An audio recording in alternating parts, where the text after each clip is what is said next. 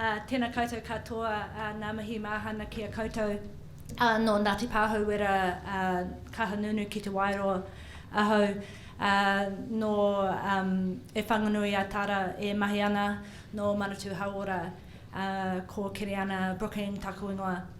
Tēnā koutou katoa.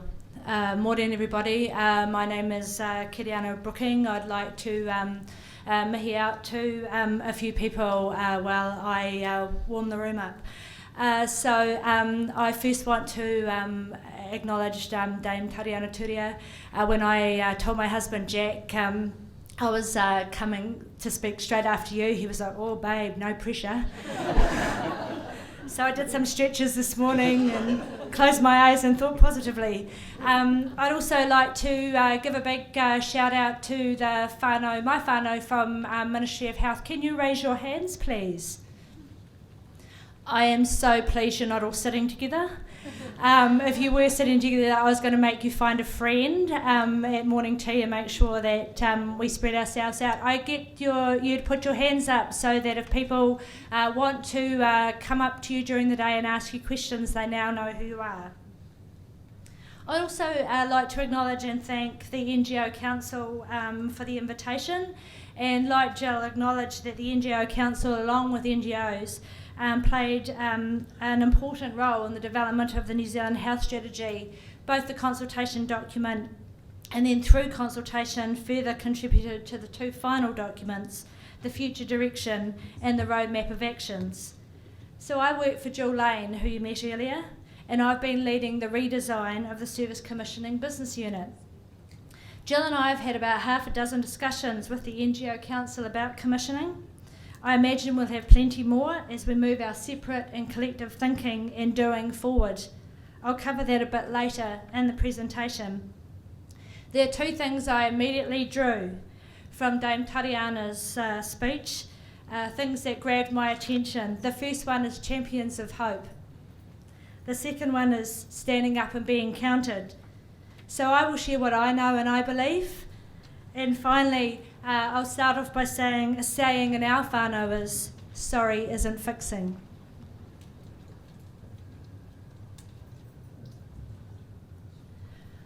I'm going to spend the next 20 minutes covering the areas outlined on the screen.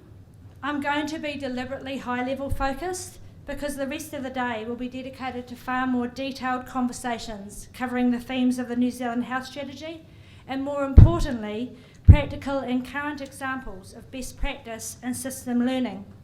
But I am staying for the day, so there are other opportunities you may want to take to bend my ear on other matters that are closer to your heart. Please do that as well.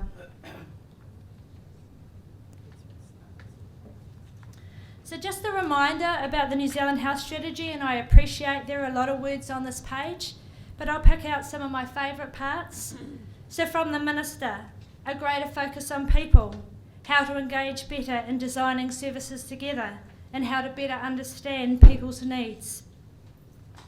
From Chai Chua, the Director General of Health, ensuring that capabilities and connections across organisations add up to a strong system that is more than the sum of its parts. This may be old ground for some of you, but it is worth mentioning again. So the strapline for the New Zealand Health Strategy is that all New Zealanders live well, stay well, get well, in a system that's people-powered, provides services closer to home, is designed for value and high performance, and works as one team in a smart system. The Health Strategy has been issued in two parts. The first part, I suppose, more enduring, is the future direction. We remind ourselves the last New Zealand Health Strategy was issued in 2001, and it may be some time before another one is issued. So we've got a future direction document that is more enduring, and then also issued was a roadmap of actions. A document that signalled or signposted what we'd like to achieve in the first 5 years, but really focusing also on what we need to do every year.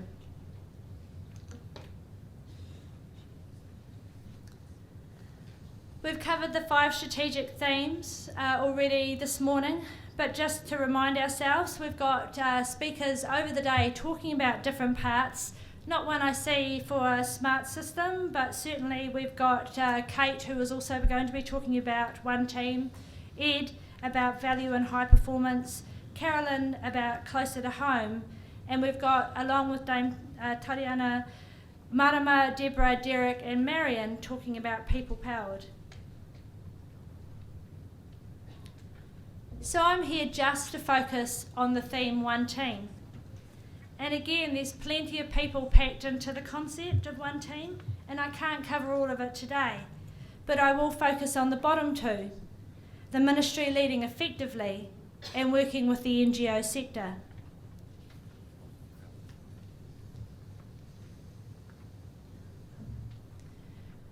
Recognising that there are many moving parts to the health and disability system, and there are other organisations with local and regional responsibilities, the ministry is often called on to be clear about its responsibilities as the system steward. We quite often get heard as staff members of the Ministry of Health, you talk about stewardship but we don't know what it means. Also, we'd like to know what it is that you were doing with us and for us, but also we want to be really clear that there's some things that we can do ourselves. Often, thank you very much. I need to be clear to differentiate between the system, the notion of system steward, and as a leader of the health and disability system. And I choose those words quite carefully because there's nothing that annoys people more than hearing the ministry say we are the leader of the health and disability system. To me, there is actually no such thing. If we follow the notion of leadership comes from anywhere, it is, as Dame Tariana says, quite important to recognise it comes from the whānau, from individuals, from the community. Probably a big step to providers, a bigger step to district health boards, a bigger step to the Ministry of Health, a bigger step to the state sector. It's very difficult and almost presumptuous of us to assume that we are the leaders of the health and disability system. So therefore, what should encompass the responsibilities as the system steward? We should be demonstrating leadership in the things that we can only do as the system steward. And examples of that is legislation, advice to the ministers on policy, how we work out funding, how we allocate funding and agreements, examples of organisations like MedSafe. These are things that sit within the system stewardship. We have a role in managing and maintaining the active oversight of the system as a whole. Very tricky business, knowing what we all do about the different moving parts of the system. We also need to clearly define desired outcomes. Again, a tricky business when we have very different views about what outcomes should and could be. We should prompt change when the system underperforms. Again, a very tricky business, because sometimes we don't realise it till it's almost too late. We should be identifying barriers to and opportunities for beneficial change. Finally, a tricky business, because we all know that change starts very slowly and sometimes it's some time before we realise that things look different.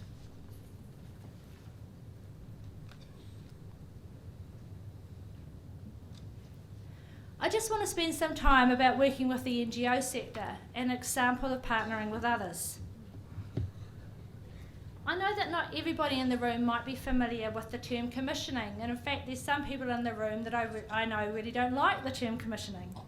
But there is much I like about the Productivities Commission's inquiry into social services, not least their definition of commissioning as a set of deliberate tasks that need to be undertaken to turn policy objectives into services.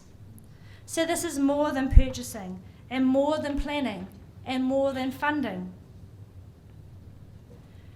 In June, the NGO Council issued a paper called Future, Focus and Exploration of Service Commissioning. If you haven't had the opportunity to have a look at it on their website, I suggest you do. It's a fantastic piece of work. And in fact, it is a piece of work that Jill and I used and based our as a foundation on thinking about what commissioning could look like from a ministry perspective. So what they did is they provide us with really fantastic information on international and local examples of innovation in service commissioning that engage NGOs in service design and development. We appreciate we're not the only commissioners in town, and in fact, for a large bulk of the work, it's commissioned through district health boards.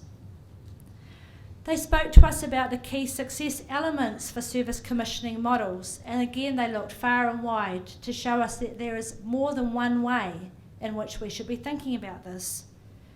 And also, they provided us with information on key success elements for providers in differing commissioning environments. And so what we mean here is that we need to not treat everybody the same. We should not be thinking about universality, and we should be adapting our commissioning approach to best meet the needs of those communities and those individuals, whānau, and also the providers. So we'll be working over time with the NGO Council on a few things. Firstly, on commissioning principles. It may seem like something that's a bit wishy-washy, but it is quite important that we are clear about what we're here for. What is the approach we're going to take? How do we link to things like the Treaty of Waitangi? How do we make connections with communities? How do we make sure that when we're commissioning, we have the best interests of who we need to at heart? We also need to move beyond what we currently view as the traditional service delivery models. And if we're wanting things to look different, we need to be far more open about what a wider range of service delivery models could look like. We need to think about the existing contracting arrangements, and I do pick up the point about safe collaboration. It's not always easy to do the right thing when we construct procurement or contracting in such a way that it's working against what we want, not for what we want. We've often said this, everyone probably has said this at some stage or been involved in a conversation about shifting from inputs and outputs to focusing on outcomes. I've heard this comment made probably for the last 5 or 6 years, maybe longer. But if it was an easy thing, we would have done it by now. And so, again, another tricky business. We can't stop not thinking about it, but it is not as easy as we'd like it to be. We need to look for openings for joint commissioning. And what I mean is not you bring your food basket and I'll bring my food basket and together we'll feed the iwi, but more how do we from the very start get people involved and what was the idea, where we were heading. What are we thinking about in relation to needs? How might we approach it from a policy perspective? How might we approach it from a purchasing perspective? We need to be far more open about those discussions. And I'm pretty sure, having heard Carolyn Gullery speak before, this is going to be some of the information that underpins her discussion to after me.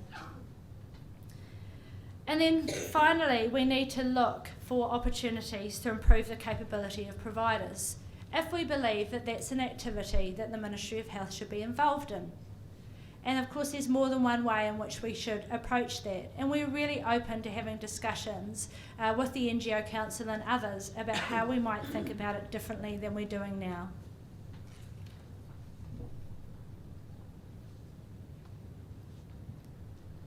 So what would great look like in 2026? And I've lifted this straight from the New Zealand Health Strategy. So we state in the New Zealand Health Strategy that we'll invest in the capability and capacity of our workforce, including in NGOs and the volunteer sector, and we'll make sure that investment fosters leadership, flexibility and sustainability. And that the Ministry of Health is an excellent steward and system leader, playing its role effectively as part of the wider in-health disability system and partnering with other sectors. I've worked for the Ministry for 2.5 years now. I left a primary health organisation in the Midland area and came here.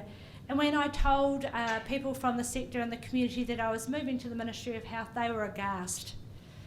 You know, they were like, oh my goodness, why would you ever want to go and work there? It's terrible. They don't make the right decisions. They're never very helpful. I've met many of the staff in the Ministry of Health in my 2.5 years, and they are extremely passionate and extremely helpful and extremely committed to doing the right thing.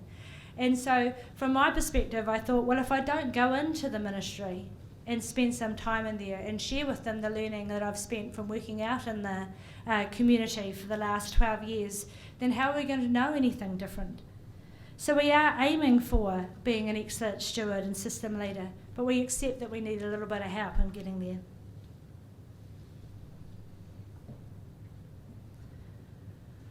I just wanted to put up what the Ministry's strategic priorities are for 2016-17, because if you have taken the opportunity to read the New Zealand Health Strategy, there's a lot in there, and where do you start? So I am interested as well in hearing from Ed about what we will be doing together in relation to our investment approach.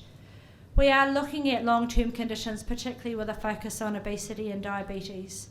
We are looking at improving health outcomes for population groups with a focus on Māori, older people and children. We are looking at improving access and the efficacy of services with a focus on disability support, mental health and addictions, primary care and bowel cancer. We need to improve our understanding of system performance. And the last one is deliver Ministry on the Move, which is the area that I'm leading at the moment. We can't do all of this if we don't get ourselves better organised and more open to being receptive about the changes that we need to have within our organisation in order to better work with the rest of the health and disability system. Finally, I'd like to share with you our version, our whānau version of one team. Live well, get well, stay well. So you may see that I am built for comfort and not for speed. About 5 years ago, I had the pleasure of meeting Heather Te Ao Skipworth, who convinced me around the merits of Iron Māori. For the last 3 years, I've run, walked and cursed the 20 Ks of the Iron Māori in Napier. My husband was a broken down rugby player who ate far too much white bread, just between you and me.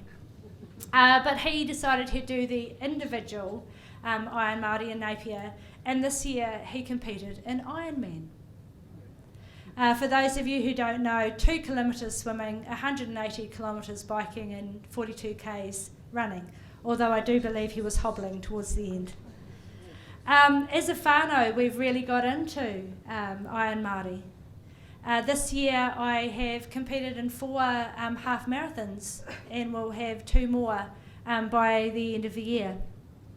My son's got involved, my brother's got involved, all his tamawhirikis at the top right have got involved.